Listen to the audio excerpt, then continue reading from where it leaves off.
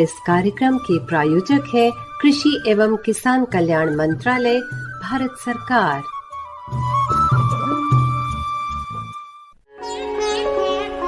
अन्नदाता की समृद्धि के लिए समर्पित सरकार, नए भारत का निर्माण सबसे पहले किसान।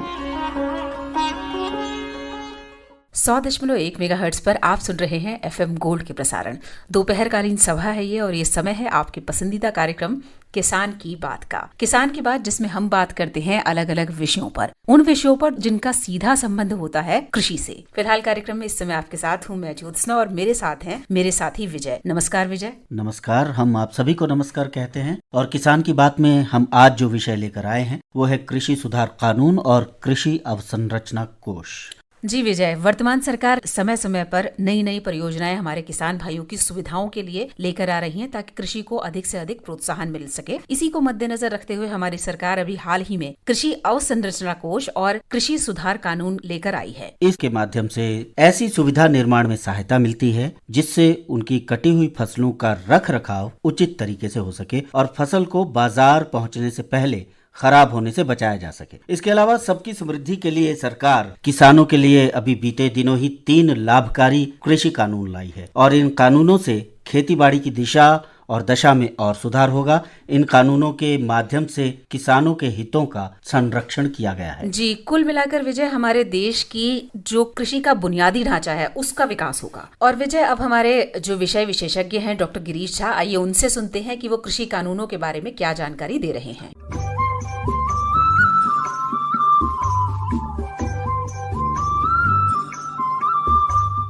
कार्यक्रम किसान की बात में आज हमारे साथ स्टूडियो में है डॉक्टर गिरीश झा, और डॉक्टर साहब प्रधान वैज्ञानिक हैं, भारतीय कृषि अनुसंधान संस्थान से जुड़े हैं। और हमारे साथ जब होते हैं तो बहुत महत्वपूर्ण विषय पर बातें होती हैं, और बहुत महत्वपूर्ण मुद्दा भी है, क्योंकि हालांकि समय हो गया इसको आते हुए और इस बिल को पास हुए और कानून के लागू होने में। अगर हम कृषि कानून की बात करते हैं या एग्रीकल्चर इंफ्रास्ट्रक्चर फंड की बात करते हैं तो बहुत सारी चीजें होती हैं जो समझनी जरूरी है। तो हमने लगातार बहुत सारी बातें कह दी। डॉक्टर साहब का स्वागत करना चाहेंगे एफएम गोल्ड के स्टूडियो में। Thank you Preeti ji. जैसा कि आप जानते हैं कि आज के दिन देश के सभी लोग जानना चाहते हैं कि ये फार्म बिल है क्या। ये जो फार्मिंग रिफॉर्म्स है, जो अब बिल नहीं रहा, वो एक्ट बन गया, कानून बन गया। ये जो पहला फार्म एक्ट है, जिसको कि हम farmers produce trade and commerce बोलते हैं, कृषक उपज व्यापार एंड वाणिज्य, ये है क्या। इसको सरल भाषा में मैं ये कहना चाहता हूँ कि जो एग्रीकल्चर प्रोड्यूस था, इसके मार्केटिंग में बहुत सारी रेस्ट्रिक्शंस थी। रेस्ट्रिक्शंस इन द सेंस कि किसान भाई अपने उत्पाद को, अपने उपज को केवल रजिस्टर्ड लाइसेंस ट्रेडर्स को ही बेच सकते थे। ऐसी कोई रेस्ट्रिक्शंस आप किसी भी इंडस्ट्रियल गुड्स में नहीं देखेंगे। लेकिन जब इस तरह यह जो कानून आया है, या जब से ये विधेयक पास हुआ है, तब से अब किसान जो है अपने उपज को बेचने के लिए आजाद है। इसका तात्पर्य सिंपल है कि अब किसान अपने उत्पाद को एपीएमसी मंडी में भी बेच सकता है,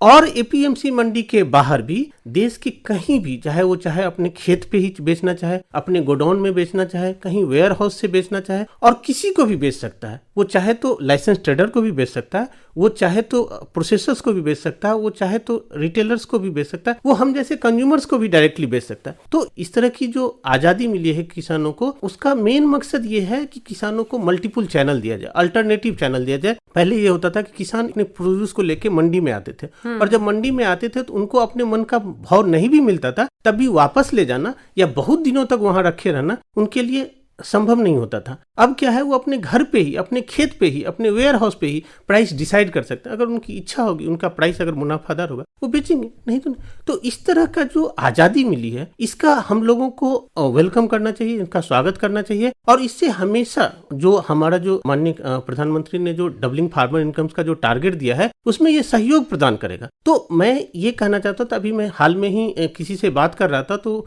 उसने कहा कि हमने स्टार्टअप खोला है, और अब हम किसान से जो फसल लेते हैं वो सीधा आपको कंज्यूमर के रूप में देते हैं। जो बीच में इंटरमीडिएरीज होता था, बीच में जो सुपरमार्केट होता था, उसको हम खत्म कर दिए हैं। इसीलिए आपको ये उत्पाद है, ये जो फ्रूट्स है या वेजिटेबल्स है, ये आपको फ्रेश मिल रहे हैं और सस्ते मिल रहे हैं, और आपके पैसे का अधिक से अधिक भाग किसानों को जा रहा है। बहुत सही कहा आपने, यानी चीजें बहुत सरल हो गई हैं, और ये जो कानून है ये हमारे किसान मित्रों के लिए बेहतरी लेकर आया है और वो कहीं भी अपना सामान आराम से बेच सकते हैं और अपने मन चाहे दामों में बेच सकते हैं। और सबसे बड़ी बात है कि हमारे देश में अभी भी 85% जो है लघु और सीमांत किसान है और वो हाई वैल्यू क्रॉप फ्रूट्स और वेजिटेबल्स अपनी जीविका के लिए, क्योंकि वो उनको ज्यादा इनकम देता है। अब आप जानते हैं कि जो सब्जियां जो आप जब उगाते हैं तो उसको आपको थोड़ी थोड़ी उत्पाद, क्योंकि मल्टीपल पिकिंग होता है, थोड़ा थोड़ा उत्पाद, अब थोड़ा उत्पाद लेके आप बाजार नहीं जा सकते, लेकिन अगर आपके खेत पे ही कोई लेने के लिए तैयार हो तो नेचुरली ये आपके लिए सहयोग होगा और आपको एक मार्केटिंग का जो आपका प्रेशर था, जो मार्केट जाने का था, आप कुछ और किसानों के, तो वो चीज खत्म हो जाती है। तो आपको अधिक से अधिक आमदनी, आपको घर बैठे आपको इसका फायदा मिल रहा है। जी बिल्कुल। आज के लिए डॉक्टर साहब इतना ही, लेकिन और भी बातें हमारे पास हैं जो आपसे पूछनी है और हम चाहेंगे कि हर परत जो है वो धीरे धीरे खुलती जाए और कहीं ना कहीं जो दिमाग में कोई चीजें कहते हैं ना कि भ्रम सा हो जाता है कि क्या सच्चाई है और क्या झूठ है, ये चीजें कहीं ना कहीं खुल करके आनी बहुत जरूरी है। तो डॉक्टर साहब बहुत बहुत धन्यवाद आज के लिए।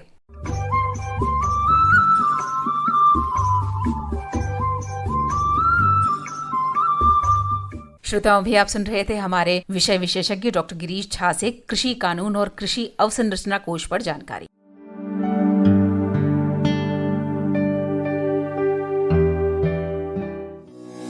सरकार ने किसानों को उनकी उपज का बेहतर मूल्य दिलाने और ग्रामीण नौजवानों को स्थानीय स्तर पर ही रोजगार दिलाकर आत्मनिर्भर बनाने के लिए कृषक उपज व्यापार और वाणिज्य संवर्धन और सरलीकरण अधिनियम 2020 लागू किया है। मेरे देश का किसान जो उत्पादन करता था, न वो अपनी मर्जी से बेच सकता था, न अपनी मर्जी से जहां बेचना चाहता था वहां बेच सकता था, उसके लिए जो दायरा तय किया था वहीं बेचना पड़ता था। उस सारे बंधनों को हमने खत्म कर दिया है। इस कानून के तहत कृषि उपज की व्यापार की राह को आसान बनाया गया है। एपीएमसी के साथ साथ किसानों को विकल्प के रूप में एक और माध्यम से व्यापार करने की आजादी मिल गई है। इस अधिनियम के तहत अनाज, दलहन, तिलहन, फल, सब्जी, नट, मसाले आदि के उपज का व्यापार करना आसान हो गया है। इसके साथ साथ डेयरी उत्पादों, बकरी पालन और पिगरी से संबंधित उत्पादों के व्यापार में भी आसानी हो गई है। साथ ही जानवरों के चारे, कच्चा कपास, कपास के बीज और कच्चे जूट आदि का भी व्यापार हो रहा है। अब किसान और व्यापारी एपीएमसी मंडी परिसर के बाहर भी व्यापारी, निर्यातक, प्रोसेसर और रिटेलर आदि से खरीद बिक्री कर सकेंगे। ये व्यापार उत्पादन स्थल, संग्रह, फार्म गेट, कारखाना परिसर, warehouse, silo, cold storage आदि जगहों पर किए जा रहे हैं। इस अधिनियम में व्यापार करने के लिए कई विशेष प्रावधान किए गए हैं, जैसे व्यापार क्षेत्र में जिस व्यापारी के पास पैन कार्ड हो वो किसान या किसी दूसरे व्यापारी के साथ व्यापार कर सकता है। उत्पादक संगठन एफपीओ या कृषि सहकारी समितियों के पास व्यापार क्षेत्र में व्यापार के लिए पैन कार्ड की भी जरूरत नहीं है। कारोबारी लेन देन और भुगतान के लिए इलेक्ट्रॉनिक ट्रेडिंग सुविधा का प्रावधान है। इससे लेन देन में पारदर्शिता के साथ साथ इसका पूरा रिकॉर्ड भी दर्ज रहता है। इस अधिनियम का न्यूनतम समर्थन मूल्य से कोई लेना देना नहीं है। किसानों को एमएसपी मिलता रहा है और इसके तहत खरीद जारी रहेगी। मंडी व्यवस्था भी पहले की तरह जारी रहेगी। एपीएमसी मंडी के बाहर किसी भी ट्रेड एरिया जिसमें इलेक्ट्रॉनिक ट्रेडिंग भी शामिल है, किसानों को कोई भी शुल्क या सेस नहीं लगेगा। इस अधिनियम के किसी भी प्रावधान का उल्लंघन करने पर व्यापारियों पर जुर्माने का प्रावधान है। वाद विवाद और मतभेदों के निपटारे के लिए सुलह बोर्ड का प्रावधान है, जिसमें किसान स्थानीय एसडीएम के पास अपनी शिकायत कर सकते हैं। किसान अपने मोबाइल से भी इस व्यापार को अंजाम दे सकते हैं। कृषक उपज व्यापार और वाणिज्य संवर्धन और सरलीकरण अधिनियम 2020 किसानों की आजादी का अधिनियम है। किसान अब अपनी फसल कहीं भी किसी को भी बेच सकते हैं। किसान अब किसी पर निर्भर रहने के बदले बड़ी खाद्य उत्पादन कंपनियों के साथ पार्टनर की तरह जुड़कर ज्यादा मुनाफा पाएगा। सशक्त अन्नदाता, आत्मनिर्भर भारत।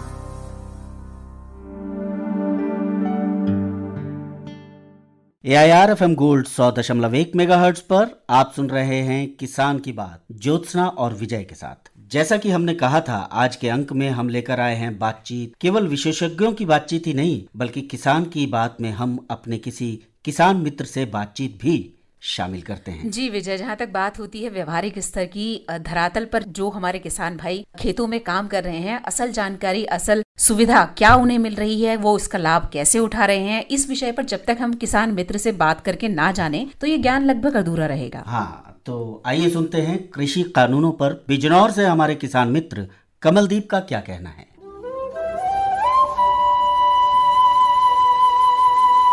किसान की बात हम सबके साथ।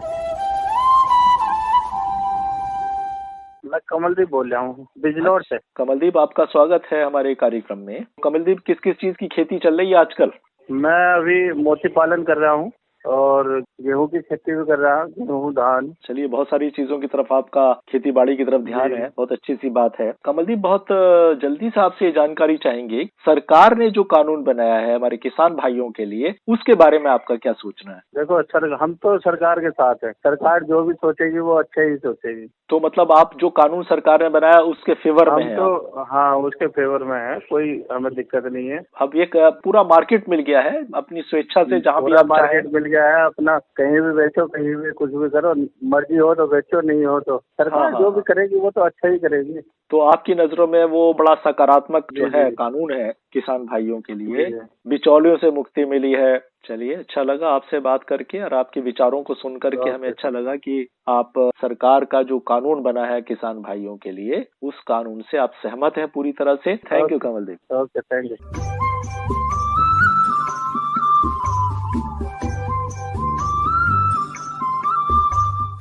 आलू भारत की सबसे महत्वपूर्ण फसलों में से एक है। भारत के लगभग सभी राज्यों में आलू उगाया जाता है। विश्व में भी आलू संभवतः चावल के बाद सबसे अधिक उगाई और खाई जाने वाली सब्जी है। इस समय उत्तर पश्चिमी और पूर्वी भारत में आलू की खेती की जा रही है। अब इसका ख्याल कैसे रखा जाए, इसकी सिंचाई, खरपतवारों की रोकथाम इत्यादि कैसे की जाए? व्यवहारिक तौर पर देखा जाए विजय, तो आलू एक ऐसी सब्जी होती है जिसकी जुगलबंदी हर सब्जी के साथ कर दी जाती है। और अगर हम भारतीय रसोइयों की बात करें तो शायद कोई भी रसोई इस आलू के स्वाद से अनभिज्ञ नहीं होगी। तो आज हम कार्यक्रम में बात करेंगे आलू के समसामयिक कार्यों पर। इस विषय पर डॉक्टर राज सिंह को सुनने से हमारे किसान मित्रों को जानकारी मिलेगी। उनसे बातचीत कर रही हैं प्रीति।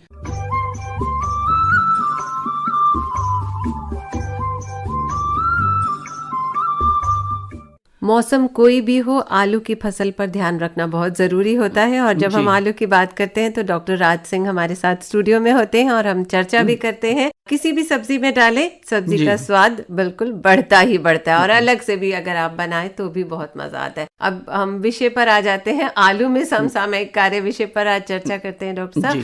तो अभी फिलहाल आलू की अगर बात करें तो क्या कार्य चल रहा होगा उसमें? अभी जैसा आपने सही कहा है कि आलू हमारे लिए बहुत ही महत्वपूर्ण फसल है जी। हमारे देश में धान का उत्पादन लगभग 115 मिलियन टन होता है, जबकि आलू का उत्पादन लगभग 53 मिलियन टन है। हालांकि देश में आलू के उत्पादन में बहुत प्रगति हुई है। अगर हम देखें तो सन 1950-51 में केवल 1.66 मिलियन टन हमारे यहाँ उत्पादन होता था और औसत उपज लगभग 70 क्विंटल प्रति हेक्टेयर थी, जो अभी बढ़ के लगभग 240 क्विंटल प्रति हेक्टेयर हो गई है। अच्छा उछाल है। जी। और उत्पादन हमारा लगभग 1.66 मिलियन टन से 53 मिलियन टन हो गया है। लेकिन आलू की मांग इतनी है कि हर घर में इसकी जरूरत पड़ती, क्योंकि आलू एक खाली सब्जी नहीं है, इसकी जो वैल्यू है वो बहुत अधिक है। अगर हम 100 ग्राम उबला हुआ आलू खाते हैं तो उससे 87 कैलोरी मिलती है, लगभग 20 ग्राम हमको कार्बोहाइड्रेट मिलता है, 1.9 ग्राम प्रोटीन मिलती है और इसके अलावा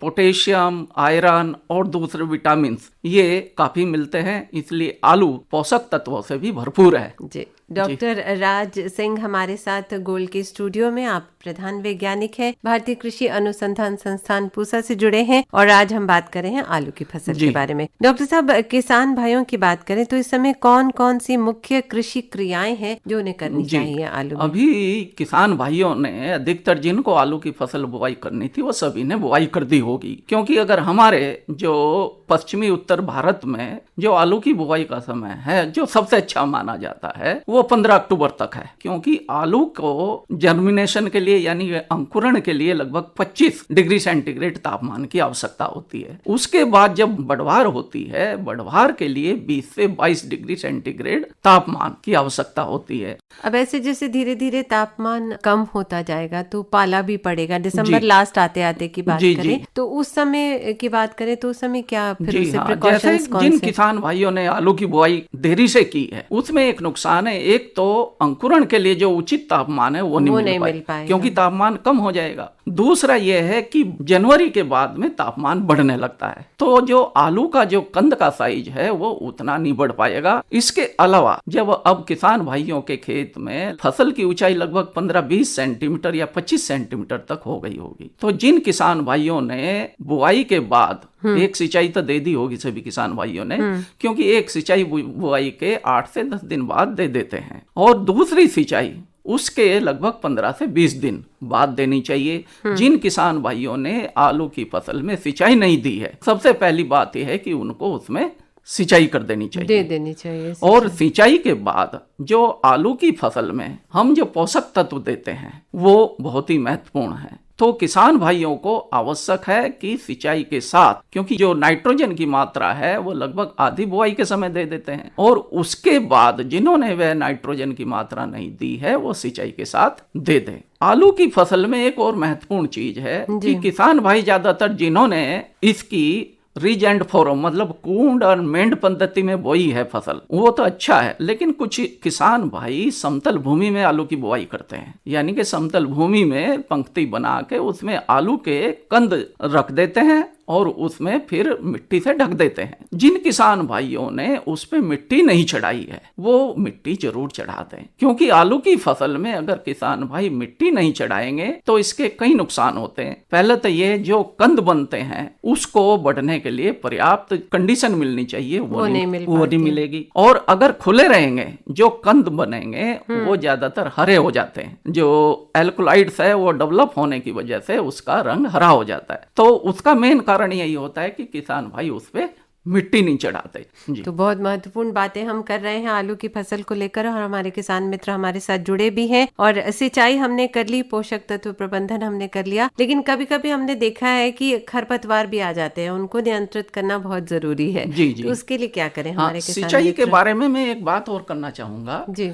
कि किसान भाई जब आलू की फसल में पानी दें तो उसकी मात्रा का जरूर ध्यान रखें। उसमें उतना पानी ना भरें कि पानी अधिक देर तक खड़ा रहे, क्योंकि अगर खेत में नाली भर दी उसमें पानी ज्यादा समय तक रहा तो उसका फसल पे नुकसान होने की संभावना रहती है। अच्छा। आवश्यक है कि किसान भाई जो कुंड की जो गहराई है उसकी लगभग 3/4 3/4 जो गहराई है उस तक ही पानी भरे, ज्यादा ना पानी भरे, और जिससे कि पानी अधिक समय तक खड़ा ना रहे और फसल को नुकसान ना हो। इसके बाद आवश्यक है कि जब भी पानी की जरूरत पड़े, यानी कि वो मौसम के हिसाब से है, कम से कम 10 या 15 दिन के बाद जो है अंतराल पे सिंचाई देते रहे। लेकिन ध्यान रहे कि जब फसल में फूल बनते हैं और कंद बनते हैं उस समय नमी की कमी नहीं होनी चाहिए, क्योंकि अगर नमी की कमी हुई, पानी नहीं दिया, तो जो कंद का आकार है वो छोटा रह जाएगा। इसके बाद जो आपने जो पूछा है खरपतवार के बारे में, जी जी जी, क्योंकि इसमें हम पोषक तत्व काफी डालते हैं। फसल की जो पोषक तत्वों की जो आवश्यकता है, जिसमें नाइट्रोजन लगभग 120 किलो डालते हैं, फास्फोरस 80 किलो प्रति हेक्टेयर, पोटेशियम लगभग 80 किलो प्रति हेक्टेयर, और इसके अलावा खेत की तैयारी के समय भी किसान भाई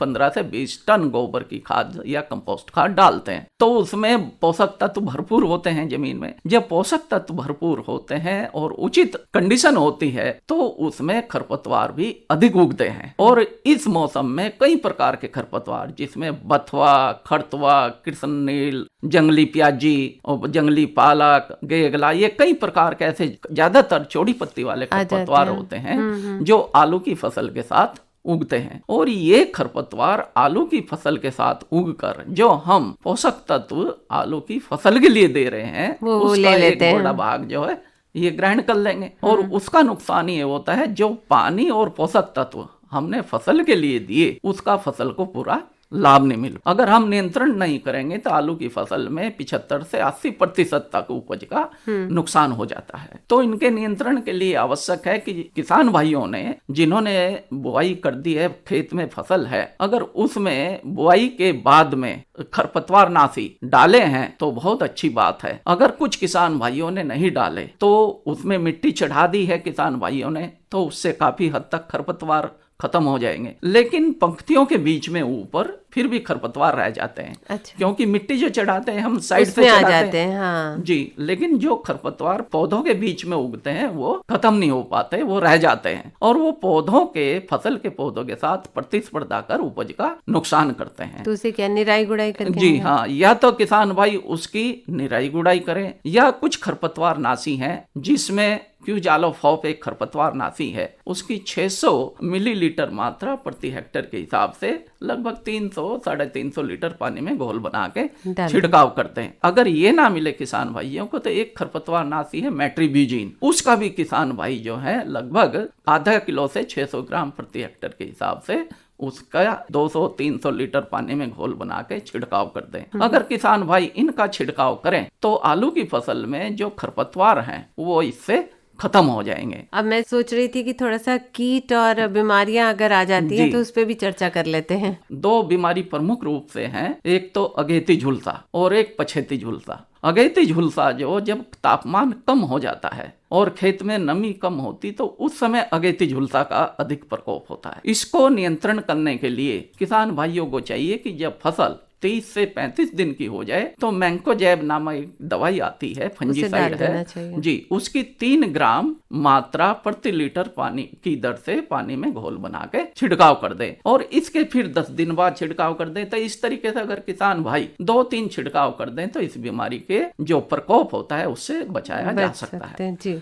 इसके अलावा जो दूसरी प्रमुख बीमारी है वो है पछेती झुलसा। ये आलू की फसल को बहुत नुकसान करती है। इससे क्या होता है, आलू के जो पौधे के विभिन्न भाग हैं जिसमें पत्ती, तना, ये इन पे धब्बे बन जाते हैं और सफेद रंग का पाउडर सा बन जाता है। इसके नियंत्रण के लिए किसान भाई एक दवाई है प्रोबिनेब, उसकी 3 ग्राम मात्रा, या मैंकोजैब अगर पहले अगेती झुलसा के लिए डाला है तो वो भी इस बीमारी को बहुत नियंत्रित करती है और प्रभावी रूप से किसान भाई इसका नियंत्रण कर सकते हैं। आलू की फसल में कई प्रकार के कीड़े, खास तौर से चेपा, इस बीमारी का बहुत प्रकोप होता है। इसके अलावा जैसिड्स, ये पत्तियों की निचली सतह से जो उसका रस चूसते हैं। कुछ खेत में ऐसा पाया गया है कि व्हाइट क्रब ये होता है और ये आलू की फसल की जड़ें काटता है और उसके कंदों को नुकसान पहुंचाता है। कुछ खेतों में दीमक का भी अधिक प्रकोप होता है। कटवर्म जो जमीन के ऊपर से फसल को काट देते हैं। इनके सभी के नियंत्रण के लिए सबसे आवश्यक है कि किसान भाई जब आलू की फसल की बुआई करें तो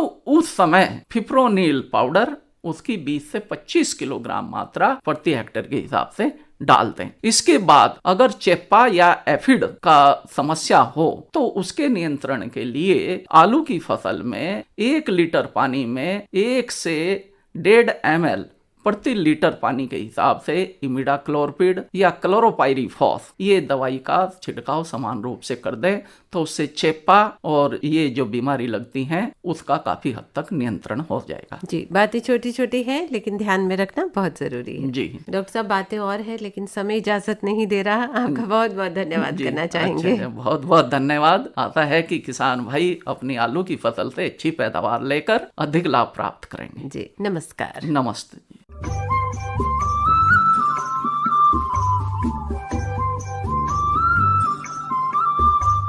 एक महाकवि घाघ हुए हैं जिनका काल अकबर के समय के आसपास बताया जाता है। उन्होंने लिखा है, पूस उजेली सप्तमी अष्टमी नवमी जाज, मेघ होए तो जान लो अब शुभ होई है काज। यदि पूस सुदी सप्तमी अष्टमी और नवमी को बदली और गर्जना हो तो सब काम सफल होगा, यानी सुकाल होगा। लेकिन अब तो मौसम का हाल जानने के लिए सैटेलाइट है और मौसम के हिसाब से कृषि सलाह भी मौजूद है विशेषज्ञों के पास। तो ज्योत्सना सुना रही है मौसम का हाल और उसके बाद प्रस्तुत करेंगे हम बाजार भाव। मौसम की दस्तक किसान के घर तक। ग्रामीण कृषि मौसम सेवा कृषि भौतिकी संभाग से प्राप्त सूचना के अनुसार दिल्ली और इसके आसपास के गांवों में सप्ताह के दौरान आसमान में हल्के बादल छाए रहेंगे। दिन का अधिकतम तापमान 23 डिग्री सेल्सियस और न्यूनतम तापमान 8 डिग्री सेल्सियस रहने की संभावना है। बादलों की स्थिति की बात करें तो वो 2 ऑक्टा रहेगी। सापेक्षिक आर्द्रता अधिकतम 98% और न्यूनतम 50% रहने की संभावना बनी हुई है। हवा की गति 10 किलोमीटर प्रति घंटा रहेगी और हवा की दिशा पश्चिम से उत्तर पश्चिम हो सकती है। किसानों को सलाह दी जाती है कि देर से बोई हुई सरसों की फसल में विरलीकरण तथा खरपतवार नियंत्रण का कार्य अवश्य इस समय पूरा कर लें। औसत तापमान में कमी को मद्देनजर रखते हुए सरसों की फसल में सफेद रतुआ रोग की नियमित रूप से निगरानी करें। चलो पगडंडी से मंडी। आजादपुर मंडी से प्राप्त सूचना के अनुसार फलों और सब्जियों के भाव प्रति किलो की दर से कुछ इस प्रकार हैं। अमरूद 40 रुपए, चीकू 40 रुपए, सिंघाड़ा 17 रुपए और किन्नू 12 रुपए प्रति किलो की दर से बाजार में उपलब्ध हैं। वहीं अगर सब्जियों की बात करें तो चौलाई 12 रुपए, मेथी 8 रुपए, बैंगन 13 रुपए और मटर 24 रुपए प्रति किलो की दर से बाजार में उपलब्ध हैं। कहो तुम्हारी, सुनो हमारी, अब आई पत्रों की बारी। जैविक खेती मेरी नजर में उत्तम खेती, मध्यम पान, निषिद्ध चाकरी, भीख निदान। ये चंद पंक्तियां हमें लिख करके भेजी हैं लोकेश कुमार ने शामली उत्तर प्रदेश से। ये लिखते हैं कि पूरी दुनिया 3 कार्यों में लगी है, खेती, व्यापार और नौकरी। बिल्कुल जी, और इनमें सबसे ज्यादा बेहतर कौन सा है? सबसे ज्यादा बेहतर है खेती। और खेती एक संस्कार है, लेकिन विदेशी ताकतों ने इसका हनन किया है, जिससे उत्तम प्रतिभा को नौकरी की तरफ मोड़ दिया गया है, मध्यम को व्यापार की तरफ, और जो बाकी के निम्न वर्ग के लोग बचते हैं वो खेती में। लेकिन आपकी बात से हम बिल्कुल सहमत नहीं है लोकेश जी। ज्यादा से ज्यादा हमारे जो किसान मित्र हैं वो खेती से जुड़े हुए हैं और ज्यादा से ज्यादा लोग खेती की तरफ अपना रुझान दिखा रहे हैं। आगे लिखते हैं कि प्रकृति के संसाधनों द्वारा खेती जो जीवन शब्द को सार्थक करती है, यानी जीव और वन, एक ऑक्सीजन देता है और दूसरा ऑक्सीजन लेता है और दोनों एक दूसरे पर निर्भर हैं। सदियों से भारतीय कृषि का आधार प्रकृति पर आधारित था, जिसमें देसी गाय की मुख्य भूमिका रही। बिल्कुल सही कहा आपने, और आपकी इन बातों से हम बिल्कुल प्रेरित हो रहे हैं। और आगे ये लिखते हैं कि इन्हें ये कार्यक्रम बेहद पसंद आता है।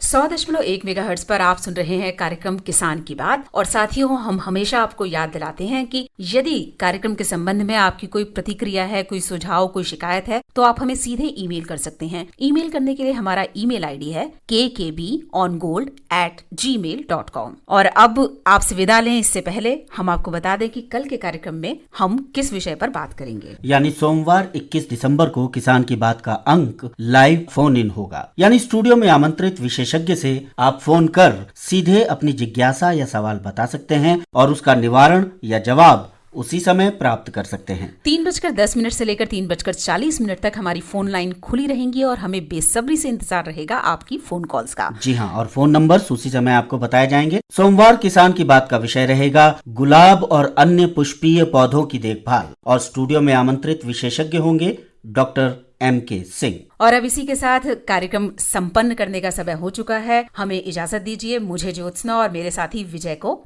नमस्कार। इस कार्यक्रम के प्रायोजक थे कृषि एवं किसान कल्याण मंत्रालय, भारत सरकार।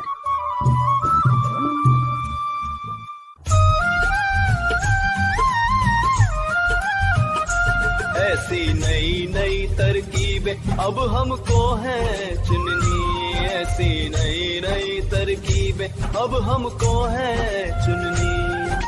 लक्ष्य हमारा हर किसान की आमदनी दुगनी, लक्ष्य हमारा हर किसान की आमदनी दुगनी। ऐसी नई नई तरकीबें अब हमको है चुननी।